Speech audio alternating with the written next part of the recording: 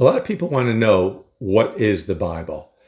Of course, here in America, most people have an idea what the Bible is, even if they've never been brought up with one, because we read about and see the Bible in our daily activities, whether it be on television or in the movies. But that just gives us an idea that there is such a book as the Bible. What is this Bible?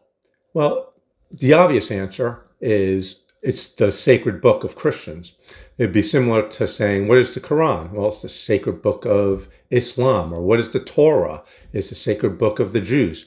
The Bible is the sacred text of the Christians, but what does that mean? So to start, the Bible is 66 books or letters. And these 66 books and letters are broken up into two halves.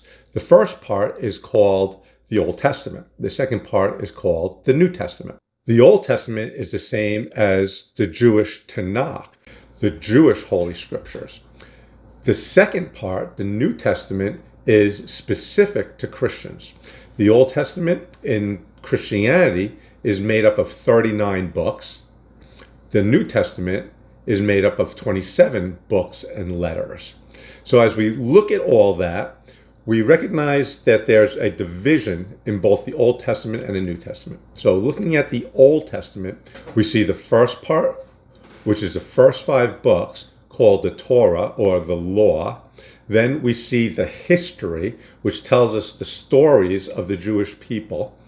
Then we see the poetry or the writings, which is like the Psalms and the Proverbs. And finally, we have the prophets, which are broken up into the major prophets and the minor prophets. There's 4 major prophets and there's 12 minor prophets. And that takes up the whole Old Testament. The New Testament is made up of 4 Gospels, which tells us the story of Jesus and his life. Then the next book is the Acts of the Apostles, and what they did in the early church, basically covering the first 30 years of the church. And then we have a bunch of letters, and those letters are written by several different apostles. Paul is the most famous, of course, and then Peter and John. And then there are other writers, like the writer of the book of Hebrews, or James and Jude. But basically, we see all these letters written by disciples of Jesus until we get to the final book, which we call the book of Revelation. The book of Revelation tells us about what's going to happen in the future. And so as we look at the whole Bible, we see it starts with the book of Genesis that tells us how everything started. It ends with the book of Revelation that tells us how everything will end. And in between, we see the journey of God's people, first the Jewish people and then the church. Now, as we look at these things, we recognize that these 66 books tell us about God. It tells us who God is, what God is, and it tells us about ourselves. It tells us who we are, what we're like. It helps us to understand what we're supposed to do, how we're supposed to act. It teaches us what God considers is morally right and what God considers is morally wrong. It teaches us that there is God's people, those who give their lives over to him, and that there's the rest of the world, those who refuse to give their life over to him, even if they know who he is. One of the things we learn from the Bible and just from life is that there's 2 types of what we call revelation about God. Revelation just basically means a showing of who God is. So God reveals himself 2 different ways. There's a general revelation, which is you can see God in the sky. You can see God in the stars. You can see God in creation. You can see how his hand has done these amazing things.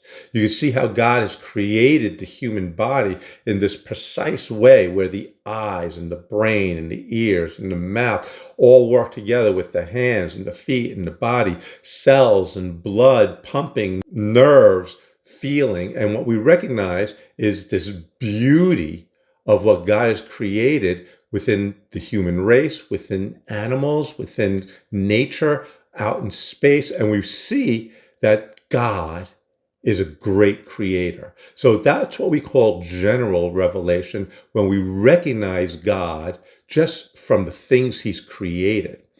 But that doesn't tell us everything about God. There's more about God that just looking around the world doesn't tell us. And we call that special revelation. Now, where do we get this special revelation? Well, we get it from the Bible. The Bible is how God tells us the things that we need to know about himself and about ourselves that we can't understand just by looking out in the world. One of the most important things that the Bible tells us in special revelation is how we can regain our relationship with God. We originally, when God created us, were in a relationship with God. But when we sinned, when we did some of the morally evil things that God has said we should not do, we separated ourselves from God. And when we do that, we need to know how we can fix that and bridge that relationship so it's back to a relationship with the God who created us. The Bible is where we learn those things. If you want to know more, watch this video here.